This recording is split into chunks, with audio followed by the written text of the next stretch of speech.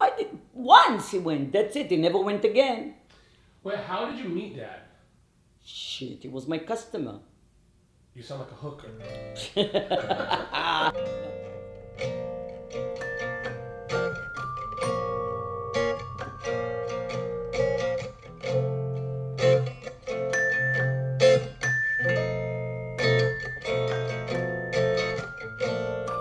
How do you feel? How do you feel towards the story that you heard by the little professor? He's a freaking lunatic. Not to go to the class, he got married to a girl that barely knows. He's just a crazy person will do that. But it's a stranger. You married a stranger. I married a stranger for a year. That was the first. I think that's what kind of set me up. For sure. That's what set me up, and like set me apart. Where like people are like, that's that guy, you know? Yeah. That's that guy that's gonna do that kind of shit, you know? Like. Wait, so you married a stranger for a year? Yeah, I literally married a stranger for a year. How did you get her to say yes?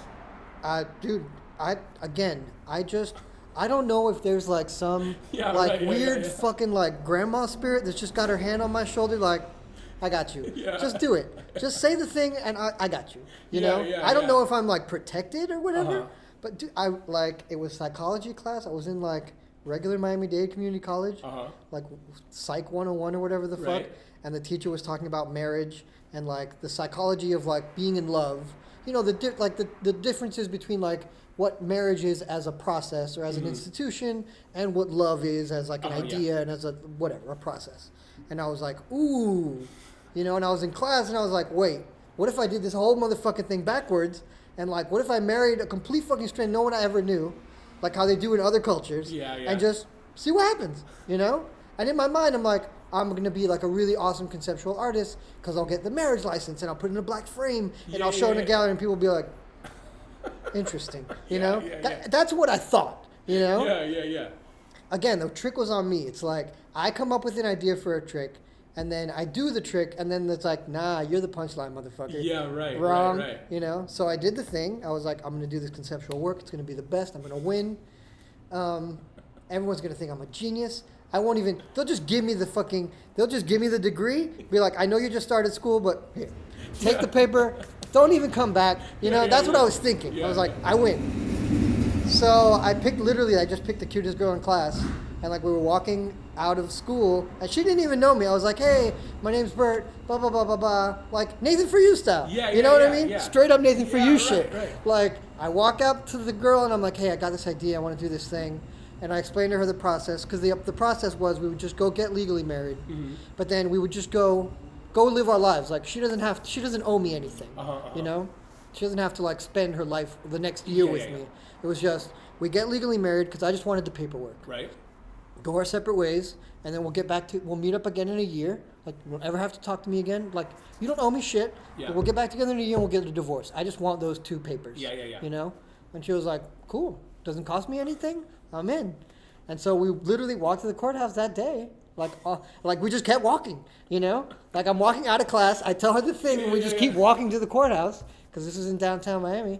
And on the way, one of my friends is like sitting on the stoop by the school, and I'm like, hey, shit, you got your camera? I need you to take pictures. Come with me. And what I didn't know is that I needed a witness anyway, so it's perfect. He signed the thing. It worked out great.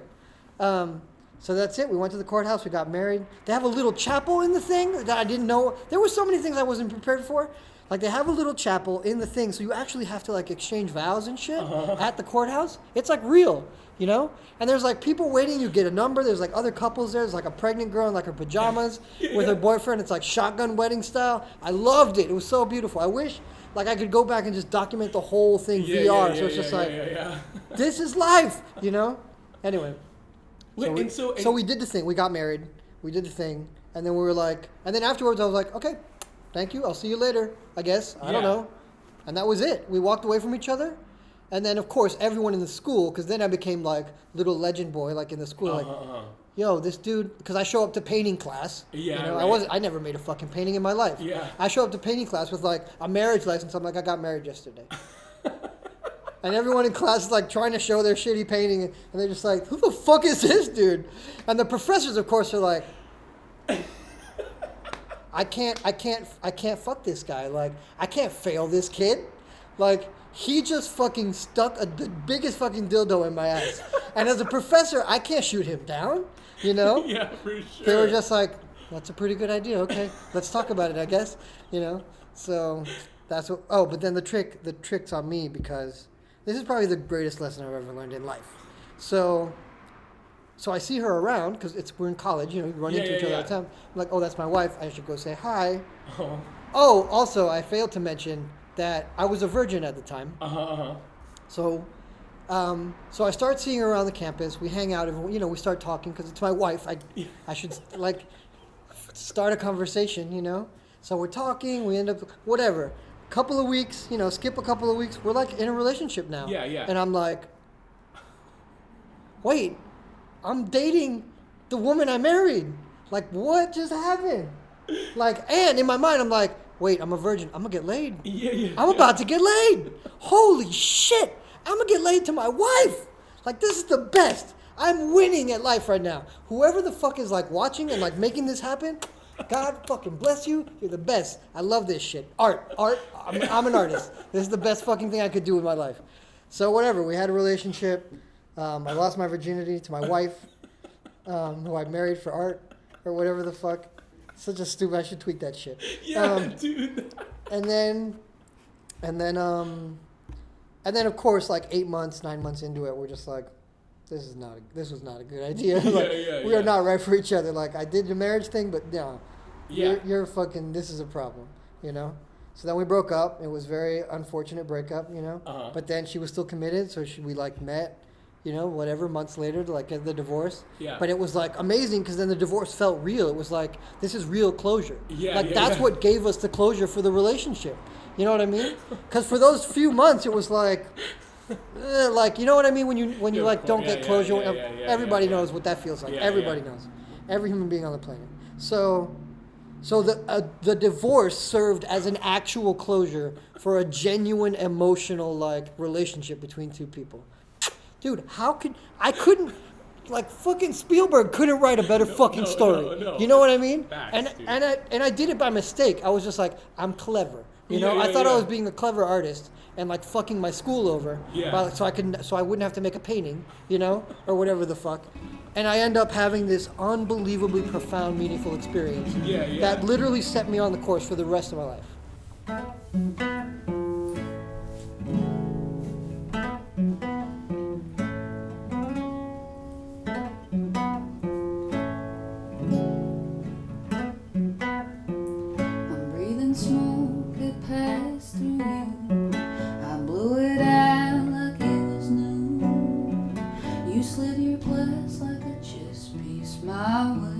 I reached for it and broke the ashtray. You looked at me before it fell. I didn't say it, but you could tell. So I'll just stumble through until you tell me what to do. All I know is I keep changing. Bubbles of our lives keep rearranging. You keep saying that I've been hard on myself. Don't you know that time keeps changing?